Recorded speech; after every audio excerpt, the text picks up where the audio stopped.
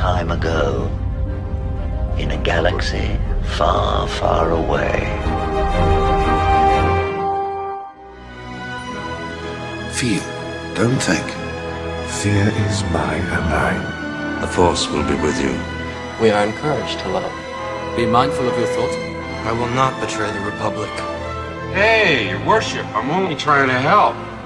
Scruffy-looking nerf herder. I'm not afraid. You must unlearn what you have learned.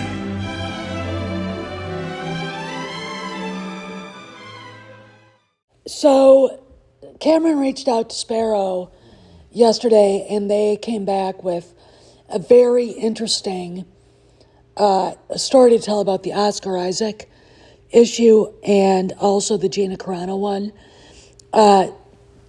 It's basically the lawyers at Lucasfilm are basically siding with Jon Favreau and want to negotiate a deal with her. Let's go to Oscar Isaac. Apparently, John kind of dropped his nice guy image and directly told Oscar Isaac to drop out of Star Wars Celebration or he'd never work with Lucasfilm again. So how's that for the guy who's supposed to be leaving? This is just, what I think the black pills and the blobs needed to hear. So Isaac, being a smart guy, said, okay, I won't go. Now, apparently, he was invited by Kathleen Kennedy to show up, all right? By her to show up. And Favreau is done dealing with her shit, okay? And he basically, I don't think it's going over her head. I think it's just doing his job and saying you're not coming to Star Wars Celebration. And if you do, you'll never work for Lucasfilm again. The reason why Kennedy wanted him there was to remind people of the sequel trilogy. And I'm going to lay 70% chance that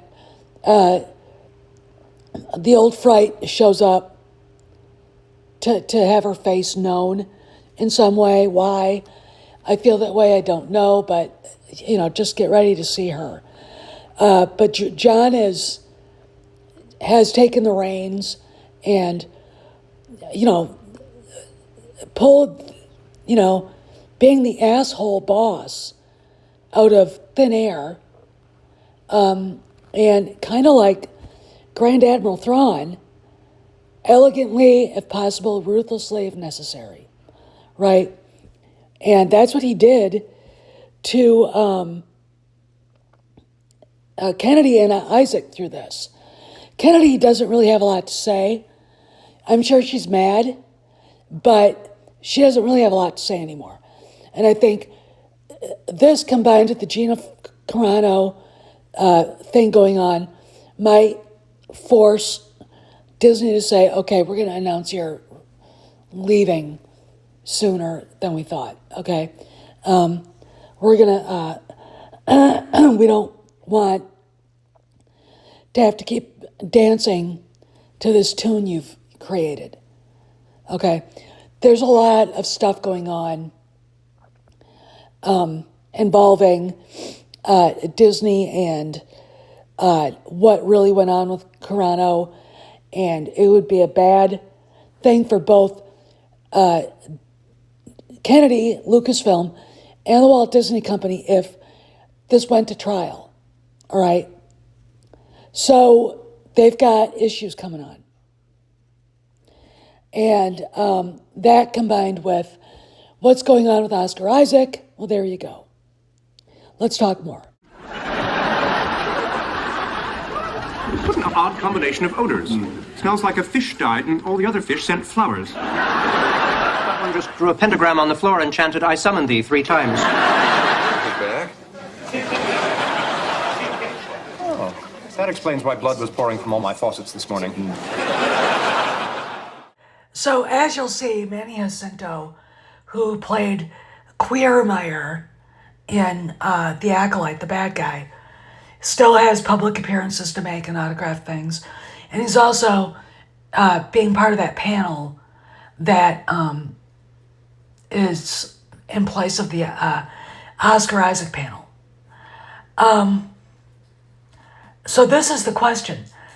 Did Kennedy invite him too? Now remember, there's been a sudden influx of, we want a season 2 of The Trashalight amongst the blue-pilled leftist fans who hate Star Wars. And I don't think Jon Favreau feels very charitable towards them, because I think this was probably started by Kennedy's camp, however many that are left there. So it's funny that Queermeyer has yet to be told not to go, unless he has been told not to come, and it just hasn't reached the organizers for Celebration. I don't know. I'm going to have to look at the schedules. I'm going to be watching it like a hawk. There's no reason for the Acolyte to be represented if it's not going forward to a second season, and it's not. Okay, it was bad. John called it a bad fan film when he first saw the stuff that Hedlund had shot. The writing was bad. It wasn't Star Wars. And it really was the last gasp of Kennedy's era in its horrifyingness, okay? You could say that about Andor, or as I like to call it, Ambor.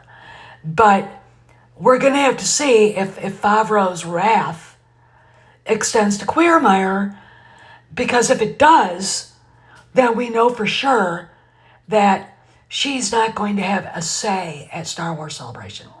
I mean, basically, by telling Oscar Isaac, you're not coming, he basically told him, we're moving away from the sequel trilogy, and everybody in Hollywood knows that. The fact that Manny Jacinto just insists on going, probably invited in part by Kennedy, tells me Manny Jacinto still thinks that they have a chance to get season 2 of The Trashalight. And that's not going to happen, because it was bad. And again, if Isaac's uninvited, why hasn't Jacinto been uninvited? All right? Why? Okay? Is it because, look, when people were upset about The Acolyte getting canceled after season 1, he was one of the loudest detractors. He was upset. That's money out of his pocket. That's work. And he thought they did a great job. They didn't. But now we've got this whole thing in a certain segment of the fandom saying it's popular on Disney Plus and we want a second season. They're not going to get a second season. Nothing of what they said is the truth, okay? This is, again, Kennedy interfering, all right? And don't be surprised if Favreau's wrath, elegant but ruthless, extends to Queermeyer as well, all right? You can easily put Alan Tudyk in the same spot for that panel, and you probably get a better reception, because Alan Tudyk is hilarious. Anyway, this is what's going on. I may go live later today to talk more about Jon Favreau's strong-arm tactics going on, but it's the 7th of April or the 8th of April. We've only got 2 weeks to Celebration. There's a lot of shit going down, guys, and I will be back if something else happens. See you guys around the galaxy.